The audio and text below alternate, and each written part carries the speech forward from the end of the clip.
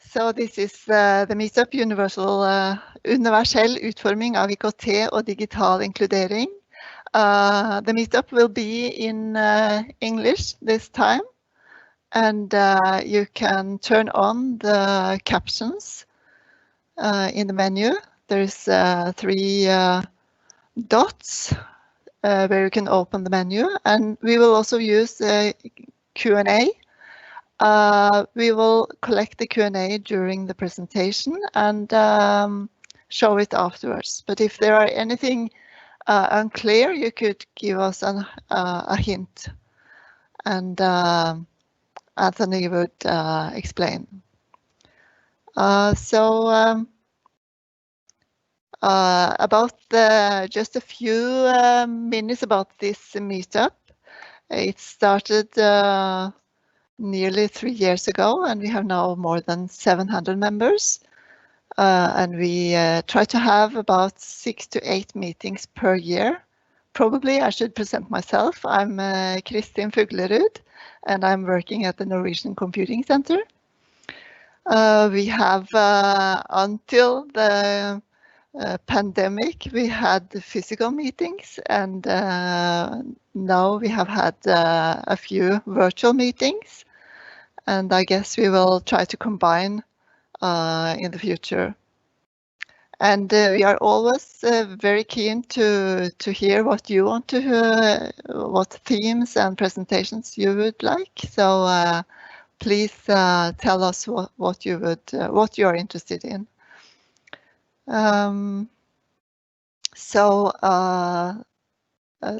The Norwegian Computing Center, where I work, is a research institute. We work with technical accessibility and universal design of technology, which is about diversity among users, usability for all. And we do a lot of research and innovation projects. So if you have any challenges, anything that you would like us to work on, just tell us about that too. We want to solve real-world challenges, and we are an interdisciplinary group. So to our presenter today, we are so honored and happy to have Anthony presenting his work today. Anton is a world-renowned action researcher, and he focuses on technology, policy, and practice. And I think he could present himself a little bit more. Thank you, Kristin, so very much, and thank you to the Norwegian Computing Society and to each and every one of you who are here today, because it's 8:30 in the morning on a Tuesday, and I find it incredibly delightful and joyful that you've managed to get your coffee in you and get here so that we can have a really cool discussion about this really, really important issue. Yes, so my name is Anthony. I am an associate professor of universal design at Oslo Metropolitan University. These are the Oslo Met Color. Oh, this is the Oslo Met Color behind me. I'm here today in my home studio, and I'm really excited to present some of the work that I've been doing with some colleagues around the world over the last couple of years. I'm a bit of an old hat in this industry. I've been working in the tech sector for 20 years now, 20 plus years, oh my gosh. And I've recently, in the last 15 years, made the transition into academia, and with a specific focus on these issues that come at the intersection of technology and society. And what I believe the most critical issue of all the issues we have to deal with in today's world is how we can translate universal design from a concept, from an idea, into actual the actual lived experience of other human beings. So with that, I just want to get my screen up and running. Can I get a confirmation that you guys can see my screen? Visual or audio confirmation? Somebody, anybody? Kristin? Is anybody out there?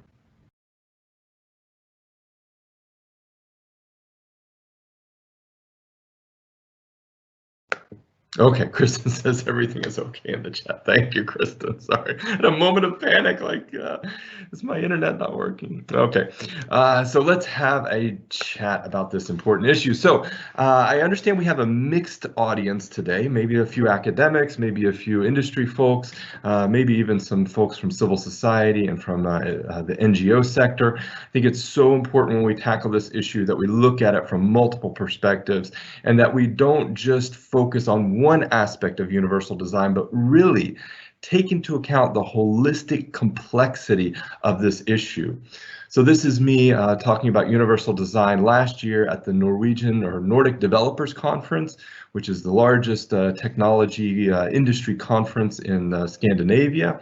I presented in collaboration with my colleague Maren some of their work that they've done at a consultancy called Bouvet, in collaboration with the police department here in Norway. So politiet.no, their website, they consulted with this company Bouvet, and then they worked with me to ensure that this technology was being produced in a way that's as universally designed as possible. So it's a real privilege and honor to live here in Norway, where this issue is really being taken seriously, and where whether you're government, industry, or civil society or academia, everybody's kind of aligned with their value systems and with where they're pointing, the direction that they're pointing. I also have the privilege and honor of being able to take this research really on the road. Last year, I presented this same presentation in 15 different countries. And it was a real opportunity to exchange knowledge and to learn from different sociocultural contexts, but then also to bring this work to new environments and new areas that may not have been exposed to universal design previously. So this topic of universal design it's not a Norwegian issue, and it's not even only a disability issue. It's a universal issue. It's truly a universal issue, and it's something that the whole world can benefit from. I like to start off by just pointing out that universal design is actually a really powerful yet kind of crazy concept that we can purposively change the world by designing a society where everyone can participate equally. It's really a kind of a new invention in how we deal with human rights. And it's an idea that's only recently come into both policy and practice. I think we need to kind of have some humility about how we approach this, because if we were to go back in time to the 1950s or the 1960s, even in the 1970s and 80s, universal design would be considered outlandish, very far-fetched, impossible, or kind of a radical fringe idea. It's only because we are benefited from living in this time that we can talk about universal design as an actual reality and as something that isn't just on the outside of society, but as something that we as different stakeholders are trying every day to put into practice. And ultimately, universal design is just a starting point for changing the ways that we create new technologies by embedding human rights principles into those technologies. And I'm going to talk a little bit more about that as we go through the presentation. So since we're going back in time, let's start at 1997. 1997. Some of you may have been alive. Some of you may have been adults. Some of you were well mature by the time we got to 1997. But just to take us back, the Mars rover first landed in Mars, NASA's Pathfinder. IBM's Deep Blue computer for the first time defeated chess champion Garry Kasparov. Scientists in Edinburgh successfully cloned a sheep. Steve Jobs returned to run Apple computers. J.K. Rowling published her first Harry Potter book. And at the University of North Carolina in the United States, 10 disability rights activists and scholars laid down a set of principles and a definition of this idea of universal design. And I think we should all by now be well accustomed to these 7 universal design principles. They're a really good set of guidelines, and they've served us well over the last, well, almost 15 years. They're focused on the design of goods, services, equipment, and facilities. So they're really a kind of a pan societal set of principles. They deal with issues like equitable use and flexibility in use, simple use, intuitive use, perceptible information, tolerance for error, physical effort and approach. So they're trying to do everything for everyone. And since 1997, we've benefited from the fact that people have really taken to these this idea of universal design and these sets of principles, and so they've spread all over the world as and been embodied in different guidelines, laws, and policies all over the world. They've been adapted for education, they've been adapted for technology, and of course, their original focus was on architecture and the built environment. But in the past 10 years, governments have started to adopt universal design in law and policy, and this has been a turning point when we talk about universal design, because prior to that, it was just a set of principles that were voluntary to adopt. But now we find that the universal design is no longer a voluntary topic or voluntary idea. It's something that's becoming a requirement, a legal requirement in many countries. And the UN has also taken universal design and mainstreamed it in several of its key initiatives. One of them is the World Summit on the Information Society. This is the largest gathering of government ministers and technology industry focused on technology and sustainable development. This happens every year in Geneva, with the exception of this year, at the UN's International Telecommunications Union. And they set down a charter at the beginning of this initiative that very clearly defined a role for universal design as focused on sharing and strengthening global knowledge. And so it's important when we talk about universal design, we take into account the full range of ways in which the UN and other national governments have been using it. So in this case, it's all about strengthening global knowledge. And the UN has also mainstreamed universal design as a key requirement of its inclusion strategy. Now, this is not a strategy focused only on disability. This is pan all groups. This is focused on everyone. So when we talk about inclusion in general, the UN has stated that they will implement universal design and apply it to all of its policies and programs. And this is another key kind of policy innovation that the UN has come up with by taking universal design, the precepts of universal design, and saying that we're going to use this in all of our policies and programs.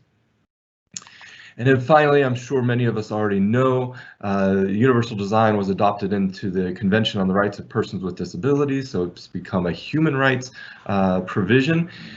So in 2006, the UN set forth this treaty on the Convention on the Rights of Persons with Disabilities. It was innovative for a couple of reasons.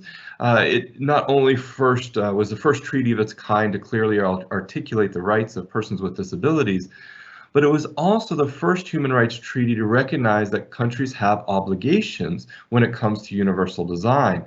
Specifically, those obligations are to undertake and promote research and development of universally designed goods, services, equipment, and facilities. And I want to take a moment now to kind of recognize that this is the work that we're doing here today. When we talk about promoting and undertaking universal design in different aspects of life, the work that the Norwegian Computing Society, the work that Oslo Metropolitan University is doing, is fulfilling in some small way Norway's mandate to promote universal design. So I think it's really important for us to just take a moment to recognize that. It's not every day that goes by that I can say, oh yes, check, I've helped my country to fulfill its human rights mandates. So I think we all can share in that kind of accomplishment today, and we can all kind of be proud of that as an opportunity. The UN has a very specific definition of universal design, and it's a fairly commonly accepted definition, so there's not much controversy around here. There have been a couple of alternative definitions that have been posed by different groups, but this is certainly the most universally adopted definition, and that is the design of products, services, and goods and environments In this case, we're talking about technology, so we'll say the design of technology to be usable by all people to the greatest extent possible without the need for adaptation or specialized design. Now, there's basically three components to this definition, and again, I'm sure we've all heard this before, but let's just kind of reflect for a second. When we talk about universal design, we're talking about usability for everyone. So usability must extend to all people, and that usability can't require any kind of adaptation or specialized design. What that basically means is that when you have something that's universally designed, you shouldn't have to make any changes to it or buy an extra piece of software and suddenly magically everything starts working. It should work out of the box for everyone to the greatest extent possible. Now, there's three really important key terms wrapped up in this definition, and I want to pick them apart because as an academic, that's what we do. We find words that are debatable or ambiguous, and we pick them apart. We pick them apart almost to death. So we're going to talk a little bit about this word design, a little bit about the word usable, and about this idea of all people, because I think these are the pivot points when we talk about universal design. So the word design here is really interesting because the UN, in this case we'll use the UN's definition, the UN didn't specify whether design refers to the product or service itself, the technology itself, or whether it refers to the process of creating that product or service, or both. But if we look at evidence from computer science, from human-computer interaction, disability studies, and science and technology studies, we find evidence suggesting that design can and should refer to both the process for creating new technology as well as the outputs of that process. So we have to consider design in both of those ways. It's not just the form and function of a piece of technology. It's also the procedures, the design and development processes that we go through in order to get that piece of technology as an output. And up until very recently, we've really, research and practice has really only focused on universal design as an output. When we talk about things that are accessible, we've always looked at these in terms of the output. And we're only beginning to try to understand what does that input look like? What does that procedure or process look like that gives us that output? So I think this is a really interesting turning point in our lives. The next really important term is this idea of usable. Now, usability has been analyzed in many different domains, from fields like human factors to physiology and psychology. There's absolutely no single definition of usability.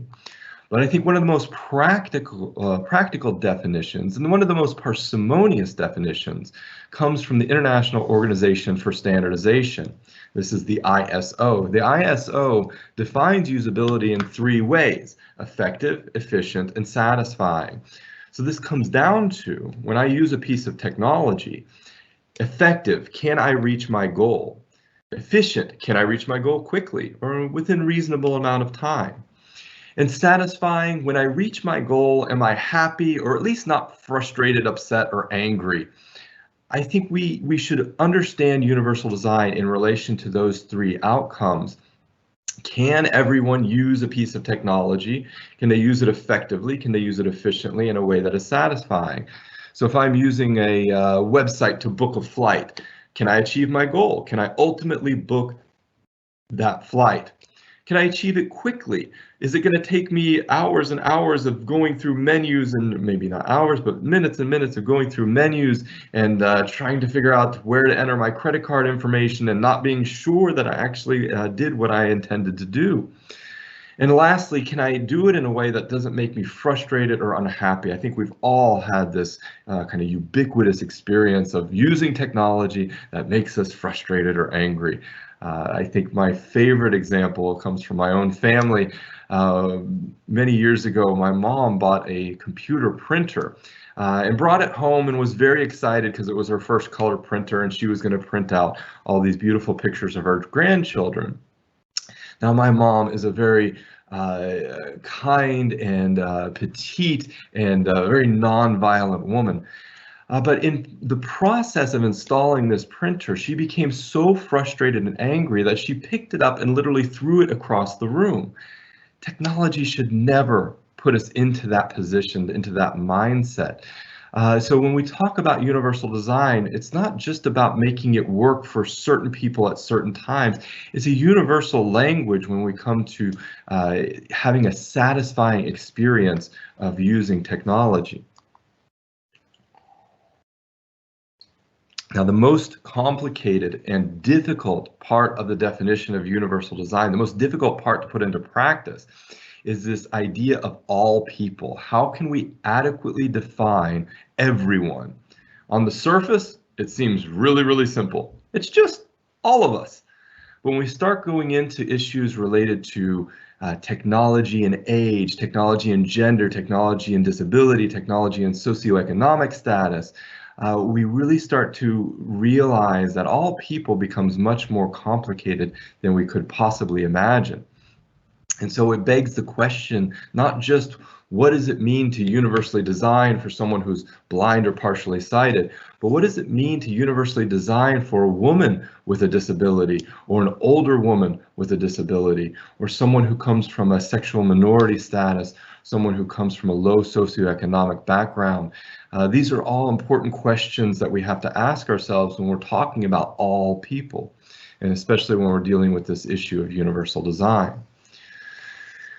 Now, to take us in a slightly different direction, there has been a growing body of evidence from social science, feminist studies, and computer science that shows that there are multiple what are called digital divides that exist in society. And these divides basically separate groups of people who can access and use technology easily and those who cannot. And those digital divides disproportionately affect people with disabilities, women, people along the LGBTQ spectrum, persons from low socioeconomic areas, persons whose first language is underrepresented in their region, and many, many, many others. And digital divides basically exacerbate any form of social disadvantage that someone experiences. So a digital divide can affect your education, it can affect your right to health, it can affect your leisure life, your leisure activities. It really hits all aspects of social life. And legal theorists have begun to examine the experiences of people that hold multiple social disadvantages from what they call an intersectional perspective. So when we think about digital divides, we have to stop thinking about them in relation to one category of identity at a time, but start taking into account the multiplicity that happens when we start combining things like age as a form of disadvantage with gender, with disability, and with socioeconomic status. Only then can we start recognizing that people experience overlapping forms of disadvantage and that those disadvantages occur at the intersection of multiple identities. And this is a very complicated phenomena because we can't isolate one identity from another, but we have to take into account the full complexity of what it means to be human. So when we speak of disadvantages or digital divides for women with disabilities, their experiences accessing technology will differ from a man with a disability or a woman without a disability. And this is a very important distinction to make because historically, all we've really done with universal design is try to isolate individual characteristics in order to kind of simplify what we need to do in order to achieve universal design. But this is also the simplification that has also led us to limiting the impact that we can have with universal design by trying to isolate specific variables or specific identities when we're trying to understand what it means to universally design a piece of technology. So one of the pieces of work that I've been championing over the last few years is this idea that universal design should take into account the full complexity of a human being, and that includes all aspects of all identities that might be disadvantaged. And of course, we can't talk about digital divides without talking about the Sustainable Development Goals. It's critically important if we're going to achieve the global goals that the UN has set down that are aimed at benefiting all aspects of society, and not just countries in the global south, but here in Norway, all over Europe and the rest of the world. We have to find ways of closing these digital divides, and universal design provides a key mechanism for achieving that. So whether you're talking about poverty, hunger, health, education, gender equality, universal design absolutely has a role in achieving these goals. About the only one that I can't find the kind of implicit link is life below water and maybe even life on land, but I'm sure one of my students or someone here could probably point out the clear connection between universal design and the Sustainable Development Goals. But it has a role in almost every aspect of life, and I think that's important for us to acknowledge. Universal design also historically has been a little bit disconnected in our ways of thinking about it. There's been scholars that have looked at it from the top down. There's been scholars and industry professionals who have looked at it from the bottom up, but we haven't really bridged these two perspectives in an effective way. So what we have now is this glorious idea of universal design from the top that has been put into policy and put into law and put into different normative instruments. And then we have this kind of bottom-up, practically minded, will tell me exactly what we need to do in order to achieve universal design, but there's been little bridge that has taken us across both top and bottom. And so that's been the big challenge, as I see it, that we've been facing over the last 22 years, is let's take this broad idea of universal design and let's take the practices that we know that work and find some glue that we can use to hold them together. Now, the original 7 principles of universal design were supposed to act as that glue. But what we've found is that as time has gone by and as we've begun to apply universal design in new and different fields, that those 7 principles have begun to break down. And if anybody has tried to apply those 7 principles to a piece of technology, you know what I mean. They don't quite hold up to the needs of industrial practice, especially in the tech sector. So what myself and my collaborators at Harvard University have done is we've tried to articulate a new set of principles for universal design, and these are drawn from a broader set of human rights-based principles. And what we hope we can do with that is inform and translate universal design into practice and really reframe these ambitious aims of universal design into more clearly, a clearer way of articulating that into practice. And these include 4 key considerations: social equality, human diversity, accessibility and usability, and participatory processes. And I'm going to kind of go into a little bit more detail into each of these, and I'm going to wrap up by kind of talking about how we can start applying them into both policy and practice. So this first idea of social equality is a very broad concept. It really fundamentally deals with a person's chances for achieving success in life. It is often misunderstood as being about equal opportunity, and that's kind of it. So there's been one group of scholars who have just said, we just have to stop discriminating against people, and then somehow magically equality will result. But the proposition that's often used here, the example that's often used here, is one of an apple tree. So if I put an apple tree at the front of a classroom and I say that nobody here is being discriminated against, all of you may come up and take an apple. What will probably happen is that the people in the front row will come, get their fill of apples, and then anyone in the back row won't be able to have an apple, or anyone who has a disability might not be able to have an apple as well.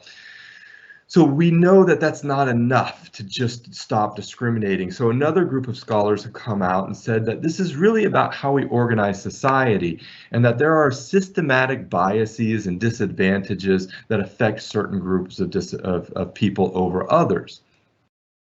And so it's about more than just saying that you can have an apple. It's about more than just stopping discrimination. It's about recognizing that that disadvantages can reduce someone's chances of achieving success in life or in any aspect of social life to zero, that their chances for success are null.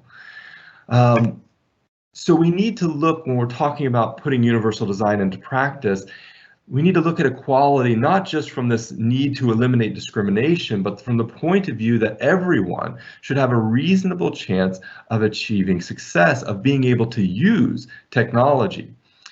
Now, in the 20 years I've been spending working in the tech industry, I've never met a designer or developer who's intentionally and actively aimed to exclude people from society. Often it's just their implicit biases that prevent them from getting there. And so by acknowledging and explicitly recognizing that social equality is a key dimension of universal design, we can start guiding developers into a framework, a frame of mind that is not about what they can do, but about what they should do when they're creating technology. And this differs from the equitable use idea that's part of the original 7 principles of universal design, because it doesn't look at just the experience of using technology. It looks at the full spectrum of opportunities that a person has when they're able to use technology in a way that is effective, efficient, and satisfying. So this is the first key idea that I want to get across when we're talking about universal design. It relates to social equality and a person's opportunities for achieving success and participating in society. Second key consideration is diversity, and it's really closely aligned with that first principle of social equality, because diversity just recognizes that we as a human species have an immense variety of social, cultural, physiological characteristics that we have as a people. Everything kind of exists on a spectrum. There are no dichotomies when we're talking about human beings. Historically, designers and developers have really been interested in this idea of the normal, average, or typical user. And I'm sure we all agree that there is no such thing as a normal, average, or typical person. I've often asked this question in more face-to-face settings for anyone to raise their hand if they believe that they are normal, average, or typical. And I've done this for thousands and thousands of people around the world, and I've never had someone raise their hand and then say, Anthony, I am normal, I am typical, or I am average. I think we all inherently understand that we're unique. And there's actually research that backs this up. There's a very famous study from the United States, from the US military. The US Air Force wanted to redesign the cockpits, the seats in their planes. And this was back in the 1960s. So they took hundreds of physiological measurements of thousands of pilots and just averaged all those measurements. And they took that average and they built the plane for that average so-called user. But in the end, they found out that no one fit those dimensions and that it didn't work for anyone. The average user simply does not exist. So when we talk about human diversity, we're not talking about creating an average, one-size-fits-all solution. We're really talking about creating a one-size-fits-one solution. We're talking about customization. We're talking about adaptation. We're talking about a solution that works for me, not us. In this approach ensures that people who may have experienced any sort of disadvantages will have those disadvantages accommodated in the design process. And this also recognizes intersectionality as a key dimension of diversity, that we're not just disabled or just a man or a woman or whatever spectrum of gender you want to identify as, but we're both of those things at the same time. We're not just our age, we're not just our education level or our literacy, we're all of these things at the same time, and we start combining multiple forms of disadvantage, then the barriers that a person experiences become exponentially greater when it comes to using technology. And this is usually the point in time where the technology developers in the room begin to feel panic attacks because they realize that they've been designing only for one kind of person, typically themselves, and they haven't really taken into account the multidimensional barriers that exist in society and that people experience when they're accessing technology. The third consideration is really important because there's really two components here that are wrapped up into one. One is accessibility and one is usability. Now, research has not clarified the differences between these two ideas. It's attempted to kind of create a relationship between these two ideas, but there really isn't unequivocal definition of these two concepts. Many countries have laws that require accessibility of technology, but most do not require usability, and usability is a fundamental part of universal design. So I argue that this work that we have around universal design must take into account both accessibility and usability. It's not just about ensuring people have access to technology, it's also ensuring that that access it also is provided use. And it helps us also bridge universal design to other key initiatives. So, for example, the United Nations has spent many millions of dollars trying to promote internet access. But they haven't taken into account use as a part of access. And so they've kind of ignored aspects of digital skills. They've ignored aspects of accessibility when we talk about the use of technology by persons with disabilities. And so this is really important for us to grasp that it's not just one or the other, that we have to take into account both. Providing access to the internet does not mean that someone will be able to use a piece of technology, and even providing or ensuring usability will not ensure accessibility. So we have to take into account both and this kind of interconnection of this relationship. And there's a really great model that comes from disability studies and computer science that helps us understand a little bit better this relationship between access and use. And this model, some of us may be familiar with, really looks at the interactive relationship between an individual, their environment, and the activity that they want to engage in.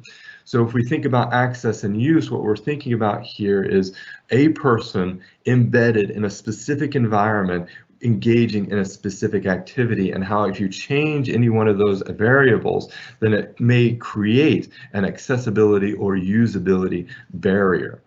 I'm just going to pin that for now because I'm sure there are questions pertaining to this. The last key principle of universal design that we're arguing for here is participatory processes. And I've gotten the feedback before that, oh, well, universal design has always implicitly involved participation. And I say that it's not enough to imply that participation is a component of universal design. We must make it explicit, especially when we're embedding universal design into law and policy. Because when we talk about participation, we're not just talking about dragging someone in a room and giving them a piece of technology and say, hey, test this, okay, great, thanks, and ignoring most of what they say. We're talking about active and substantive involvement from the very beginning of a design and development process, all the way to the implementation stage and beyond. So in technology development, what we often use is the agile development process, which is very cyclical. It takes the development and design process and it iterates over and over and over again. So once you become involved, you should stay involved in that process. And so we can't be satisfied with only testing something at the output side. We have to work to ensure that key stakeholders, that socially disadvantaged groups, are involved at the very beginning and are repeatedly connected with the design and development process throughout. And it's important that we do this because there's a relationship between technology and social norms and behaviors. This is a very sociological theory, but the idea is that as technology spreads throughout the world, it changes people's behaviors and their value systems, and then as those value systems change, then that gets embedded into new technologies. So when we start bringing people including them into the design and development process, we're able to adjust and improve upon those social norms and activities in order to kind of gain a greater movement towards inclusion and towards this issue of universal design. So it'll hopefully have kind of a self-reinforcing process here. So let's just recap and start from this idea of social equality. Universal design is all about designing technology that everyone can use equally. It's about recognizing the barriers that people experience when it comes to participating in society. It's about ensuring that technologies are not only accessible or not only usable, but are both accessible and usable. And that technologies are designed in collaboration with key stakeholders. And this refers specifically to socially disadvantaged groups because they are the ones who experience the most substantial barriers when it comes to accessing and using technology.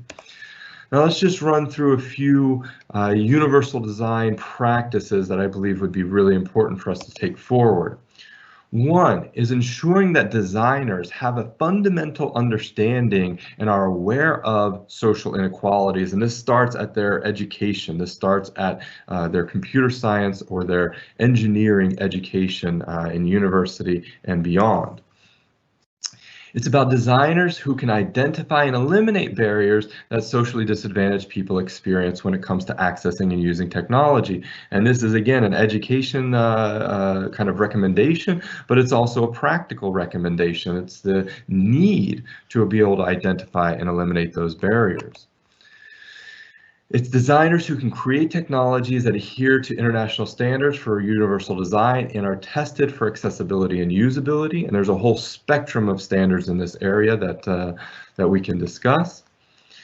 And then the last consideration is designers who can work in collaboration with key stakeholders. And I say that very specifically, can work, because a lot of engineering and a lot of computer science education is not necessarily oriented around stakeholder involvement, around cooperation with non-technical people. And so it's important that we get designers, we educate designers, and we put designers into practice where they can, and they have those opportunities to work with key stakeholders. And let's just run through the same set of principles in regard to policy. So if we start from social equality, universal design is about creating policies that prohibit discrimination, both in access and use of technology for all protected groups, not just persons with disabilities. It's about policies that recognize social disadvantages that occur at the intersection of multiple forms of disadvantage when it comes to inhibiting or preventing people from accessing and using technology. It's about policies that require, that mandate conformance with international standards for universal design and provide clear and measurable criteria for accessibility and usability. And finally, policies that are aimed at supporting and building capacity in civil society, because this is one of the key junctures that we can create between policy and practice, is bringing civil society into that conversation so that they can directly contribute to the design of new technologies. Now, universal design will not happen by accident. It's not just miraculously going to emerge one day. It really takes a clear motivation and a clear means. And I believe technology provides that means. And I believe universal design just provides us a pathway, provides us a set of guidelines. And I think it all comes down to us, not only as advocates for universal design, but as the future leaders in this field to provide that willpower. Before we go off on this, the Q&A, and before I have the inevitable question of, but universal design will not fix everything, you are absolutely correct. I don't believe universal design is a panacea. I don't believe universal design will fix fundamental inequalities in society, but it is one catalyst for ensuring that people have access to new technologies and can use those new technologies in a way that's equal across the board. So that's my basic presentation. I would love to continue this conversation now and after this today's session. So I want to encourage everyone to please throw my name into Google with the keyword Facebook, LinkedIn, or Twitter. You'll see my profile, or Instagram. And please add me. I use all social media in a professional capacity, and I really encourage dialogue and discussion around this issue, and especially self-criticism. Nothing I love better than learning how to do what I do better. So if you have thoughts, considerations, or concerns about this presentation or about the work that we're doing, it would be really great to hear them. So I'll end my screen share and turn it back over to the moderator to. Technical difficulties, please stand by. Okay, thank you so much, Anthony, for this interesting presentation. And it's so lovely that you put this into this context of human rights, because I think what people in the industry and are striving with is to, you know, to see how this, especially the usability part of this, how can we fit this into the guidelines, etc., that we have today. And I think this is reflected also by some of the questions we had. And if you, maybe you could have a quick look at some of them and discuss a little bit about this issue of how to create products that's both usable and accessible, and the processes to achieve this. Absolutely. Am I coming through clearly and everything? Great. Okay, beautiful. So some of the questions that came up in the chat, I'll just repeat them and then and do my best to provide some response. Researchers are notoriously bad at answering questions because a question is never answered with just a single issue. There's often multiple dimensions to it, and so it always becomes a little bit difficult to answer a question in a straightforward way. But I'm going to do my best. So one of the questions was, what country do you think has come the furthest when it comes to implementing universal design, and what are my top 3 countries? So I think the countries that have come the furthest have been the countries who have had disability rights enshrined in their national law and policy for the longest period. And it's not because that's universal design, but they've had a longer time to think about issues specifically related to disability, which is an important component of universal design. So I think countries like the United States and the United Kingdom historically have had this opportunity to come to do a lot of work with accessibility for persons with disabilities, which again is a key component of universal design. And so they have a part of the equation, but it's a small part of the equation. It's the universal design is such a bigger issue. I think Norway has come along quite a bit. But I would say where my greatest hope lies is in countries in the global south. And there's a specific reason for this. The countries that I work in the global south, so this would be China, Mozambique, Uganda, and others, what I've seen in these countries is not the same kind of resistance to universal design, or the same challenge to make connections between what universal design is and what their daily lives and what the work that they want to do is.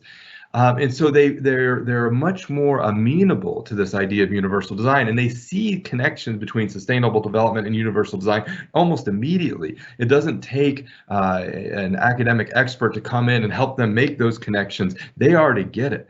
Once they're exposed to this idea, they implicitly understand that this relates to all aspects of social inclusion.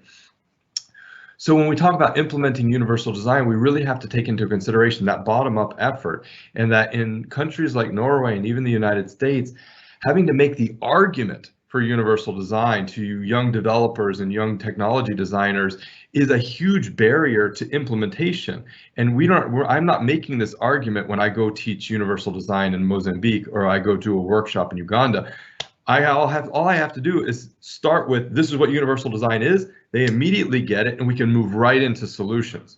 And this is a very different way of working than in the United States. So my greatest hope I would say in a generation, maybe even a half a generation, is that countries in the global south are going to leapfrog a lot of the work that we've done in North America and in Europe and become the leaders, the future leaders in this field. So I think top 3 countries now, sure, Norway would place at the top, maybe the other Scandinavian countries, maybe again the United States or Canada. But I think in the future, generation from now, we're going to be talking about how universal design is being done in Zimbabwe or in Tanzania. We're not going to be talking about how Norway is doing universal design. Of course, I hope Norway still stays up there, but I fear that there's so much hesitancy, especially among young people, to embrace this idea and to really put it into practice, that we're on a very slippery slope. That was a long and convoluted answer to a question. All right, so the next question. I have a background of working both in private and humanitarian sector in Norway. WCAG is the Web Content Accessibility Guidelines or the regulations.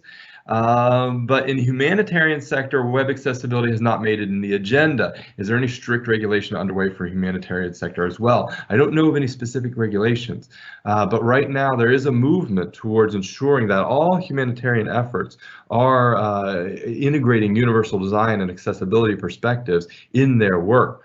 And it's a very, very challenging issue, because the humanitarian sector, if I can kind of mischaracterize them in a way, kind of prejudge them, has really kind of leaned on their social impact work and said, oh no, we're trying to do what's best for society. We're going out and improving education, improving health, improving lives of the most marginalized groups. And so we don't have time or energy to deal with accessibility. And I think that is absolutely a they cannot do that because in all the inclusion work that they are doing, it becomes irrelevant if they're not including people with disabilities in that work. So the humanitarian sector has a lot to learn. They have a lot to work with in this issue. I think their mindset is in the right place, but it's one of those best intentions issue. If your best intention is just to improve people's health, but in so doing you're excluding groups of people, then you're not doing the best you can. Next question. Interesting thing is that given the definition of universal design also includes a design process, there's still a lot of work to be done making the design process universally designed. Absolutely. I work a lot with innovation processes, and there's a lot that we can do to make the innovation process more universally designed, so there's a greater sense of inclusion of all marginalized groups. Critically important for the future. Last question, any thoughts on how to make universal design an integral part of the development process from an early phase to the production? I don't think you can mandate this. This is something that businesses have to internalize. And so I think part of it is an education issue. We need to educate more business leaders. We need to educate more technology developers on ways in which universal design is a process. We need more science because we don't have enough knowledge about how to integrate universal design into a process approach. NTNU has a really great study on accessibility. What they've come up with is what is called an agile accessibility spiral. So they've done a lot of great work. But we're still in our infancy when it comes to how to make universal design a process. So we need a lot more education, we need a lot more awareness, and we need a lot more research. Yes, I think that sums up my answers. Maybe I could pose a question as well, Anthony, because when you work in the interdisciplinary area and maybe with people from the physical environment domain, have been working with universal design for many years in buildings, etc. I've experienced that the issue of technology and the possibility to make adaptations and customizations can be difficult to get across because they are very afraid that this could be misunderstood with regard to special adaptations. Mm-hmm. So, because you can have adaptations in the main solutions, whereas the other aspect would be special adaptations. So Have you come across this difficulty in communication, and how have you solved this? Yeah. If you have, yeah. It's a communications issue. It's also a technical issue and a practical one, because the precept of universal design is that it shouldn't require modifications or adaptations. So specialized design is a big kind of inherent no-no when it comes to universal design. And at the same time, we know that we need to create, that we need assistive technologies. We need technologies that do provide a specialized design and accommodations. So we're not anywhere near the utopia that universal design kind of puts out there. So I think there is still a need for specialized design, and there's a need for backwards compatibility. I mean, that specialized design is making sure that technology works for, works in conjunction with assistive technology that was built in the 90s or the 80s or even the 70s or 60s. So we're so far away from that utopia. And that's okay. I can live with that. And there is an inherent tension between the needs for accommodation, specialized design, and the kind of demands that universal design places on us to create something that doesn't require those specialized designs. What I often just point to is that universal design, as a human right, is in the same vein as all human rights, that they're always going to be a little bit out of reach. And especially when we start taking into consideration the evolving nature of social identity, universal design is never something that we will have achieved and can place a check mark next to it and be done, and we don't have to worry about it anymore. It's always something that we will strive for. And that's one of the key issues that we'll have to continue to strive for, is how to resolve this tension between the need for specialized designs and the demands of universal design to not require specialized design. Yeah. Thank you, Anthony. So I think then, do you have anything you would like to say to end this session? I think I'd just like to express my sincere gratitude again to the Norwegian Computing Societies, because you guys have done so much great work over the years with universal design, and I would not be where I am today if it weren't for you, if it weren't for your work. And to apologize for the technical challenges that we had today. Hopefully all of this material comes out and is able to be, that people can have access to it. And again, I am an open and willing collaborator. I say I'm an easy yes. So if anybody wants to work together in industry, practice, research, policy, you have a blank sheet to say yes. Thank you so much. Then I just say thank you to the audience. Thank you for attending, and hope to hear from you soon.